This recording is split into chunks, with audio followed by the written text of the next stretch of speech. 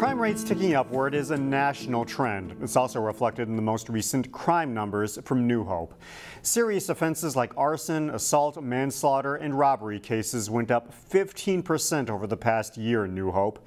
Chief Tim Fournier told the City Council this week that people are more informed on reporting crimes. He also says they've seen a higher transient population move through the city. Fournier says the department will encourage officers to interact more with the public to help figure out what's going on. You learn a lot when you stop a car. So obviously there are valid reasons why we stop cars, but between the getting out of the cars and being more interactive with the public and being more aggressive on traffic law enforcement, it's a great way to learn things and be more present. Fournier also mentioned that an increased number of package thefts and garage thefts have contributed to the higher numbers. A local organization is celebrating 3 years of providing computer and financial literacy skills to African immigrants. Dozens gathered this past week in Brooklyn Park to celebrate the accomplishments of students enrolled in Wanlanjo. It's a class started by a man who immigrated from Cameroon 20 years ago. He wanted to teach other African immigrants skills that would be necessary to succeed in the United States, such as how to browse the internet or use Microsoft Word and PowerPoint. Have met a lot of impact. People are working because of this program. People come in here, they don't know how to work on computers. They start working on computers, they go out there and they get a job.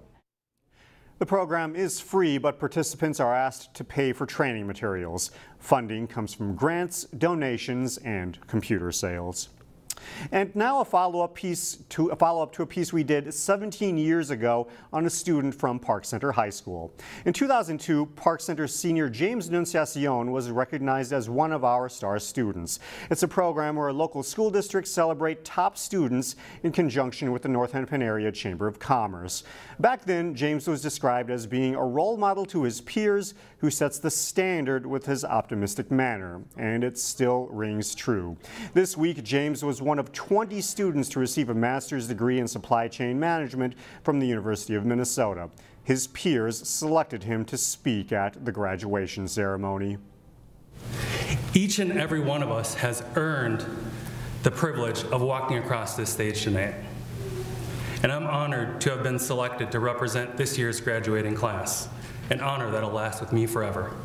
James is currently employed by General Mills in Golden Valley.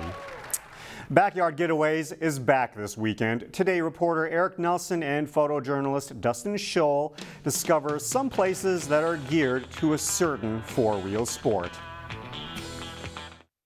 This week in Backyard Getaways, it's all about thrills, chills, and spills as we focus on skateboard parks here in the northwest suburbs.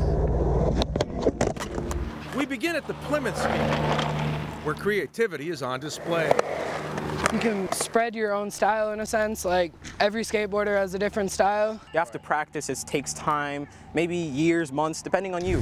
For young kids involved in this sport, it's all about trick moves and the pursuit of a skateboarding high. You get like this adrenaline rush, especially if you're going up a ramp and coming down. You get this like anti-gravity feel, so it's pretty fun. It's about 10% physical, 90% mental. For decades, skateboarding has been perceived as a rebel sport.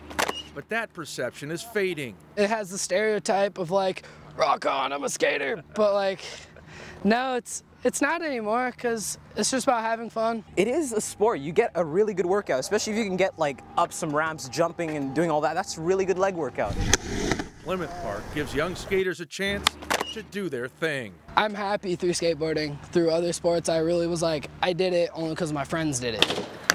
Our next stop is the Crystal Skate Park. Got a lot of stuff that is smaller and you can practice on. Wyatt Tutela comes here often to showcase his talent. He is able to channel his inner daredevil and try new tricks. I like that box a lot, and I like this rail. From Crystal, it was on to Champlin, where we discovered a skate park with plenty of action. It's fun, and it gives me something to do in my summer, other than just sit home and play video games. On a sun-kissed summer day, this venue had lots of traffic. It was showtime as the skaters expressed themselves on the jumps and ramps. If someone like misses a trick and then like go and do it something better on the rail, it makes you feel kind of better about yourself. There is a certain risk factor in this sport, but those who choose to jump and roll don't have time to worry about that. You just got to commit. Skateboarding is trending up and is going to garner even more attention next year. It will be a sport at the 2020 Olympics in Tokyo. But that's amazing. That's actually really interesting. I want to see how that goes. For Backyard Getaways, I'm Eric Nelson, CCX News. For the last 6 years, when you think of ice cream in Osseo, you think of Joan Eddie's. It's just a fun thing to do. We get to meet a lot of people. It brings a lot of memories for folks that used to go see the ice cream man back in their childhood. It's just a nice event. Osseo is a nice little town. Ed Columbus runs the ice cream truck with his wife, Joan. We caught up with him when they had to move the operation inside to escape the rain. Joan Eddie's operates what's technically a tricycle taxi cab from the 1970s with an ice cream freezer on the back. This husband and wife duo started the business all to help create a special memory for Osseo residents. He's always wanted to go back and sell ice cream. He remembers the old ice cream trucks when he was growing up. He kind of wants to create that memory for the kids in a somewhat newer way, maybe. Ed says the most popular seller is the drumstick. You can catch Joan Eddie's at the farmers market every week and coming up at the Osseo Lions Roar.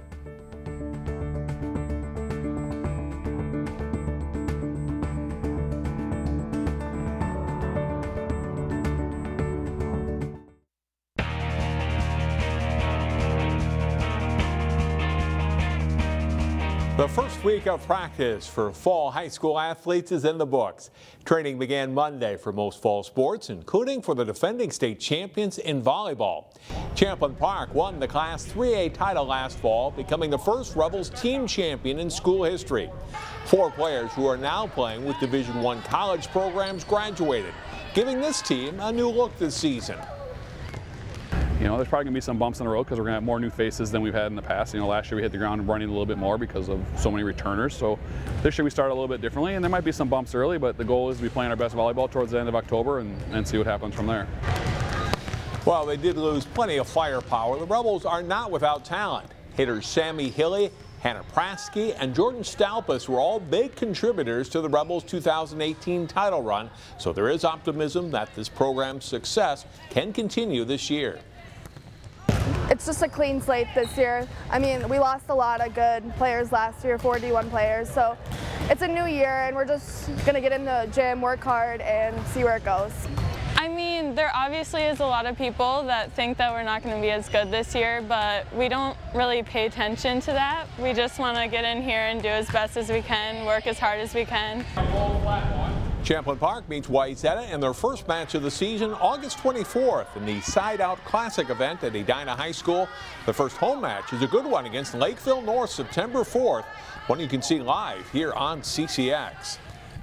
Minnesota summers go by fast, but some local hockey players are giving up their summer nights to work on getting faster on the ice.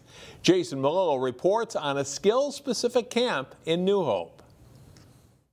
So we're going to go right around the circle here. Armstrong Cooper boys hockey coach Dan Charleston brings a simple philosophy to his Overspeed hockey training school. Basically, it pushes you to your limit, so it helps you skate faster in games. Overspeed is a terminology used to break your comfort zone, and everybody who plays hockey or skates in speed skating has a comfort zone and a layer where they feel very, very comfortable. And the theory behind it is with the proper amount of reps and repetitions going into these turns and coming in and out of these split-second decisions, because hockey's made of hundreds of split-second decisions within 8 seconds, 6 seconds, but it's bursts of speed, change of direction, bursts of speed, change of direction. The practices can be rigorous. Pucks are rarely seen as the kids are put through interval drills that test their speed, balance, stamina, and ability to recover.